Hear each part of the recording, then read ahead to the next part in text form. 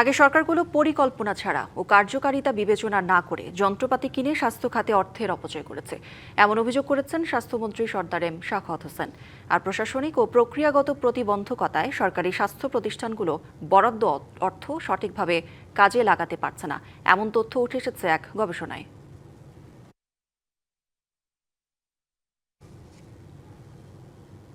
সরকারি হাসপাতালগুলোতে স্বাস্থ্যসেবা নিতে গিয়ে সীমাহীন দুর্ভোগ আর ভোগান্তিতে পড়ে মানুষ। ওষুধের পর্যাপ্ততা, বিকল যন্ত্রপাতি, টেকনোলজিস্টের অপর্যাপ্ততা আর দালালের দৌরাত্ম্য নিত্যদিনের চিত্র।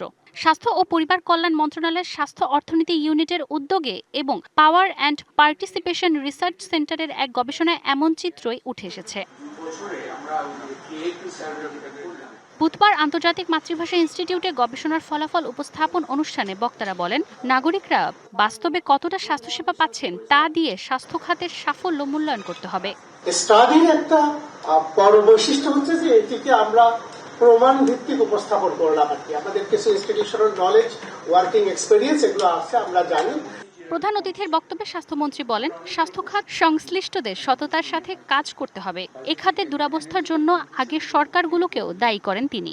আমাদের সকল মানুষগুলিকে সৎ হতে হবে। The men who are involved into the job, আমাদের টোটাল স্বাস্থ্য মন্ত্রণালয় আমাদেরকে অত্যন্ত উত্তম চিন্তা করতে হবে। গত সরকারের আমলে যে 23% খরচ হয় নাই, ইনশাল্লাহ দোয়া করবেন। আমরা আশা করি আমাদেরকে যে বাজেট দেওয়া হয়েছে আমরা fruitfully, honestly and need base আমরা বাজেটকে পরিপূর্ণভাবে বাস্তবায়িত করব। এ সময় স্বাস্থ্য খাতে নিয়ে বিভিন্ন উদ্যোগের কথা তুলে ধরেন স্বাস্থ্যমন্ত্রী। Manjuma Afroz Nilima, DBC news, Dhaka. Bangla QR যেখানে নগদ পেমেন্ট সেখানে। সারা দেশে 10 লাখেরও বেশি মার্চেন্টে নগদে পেমেন্ট করুন খুব সহজে।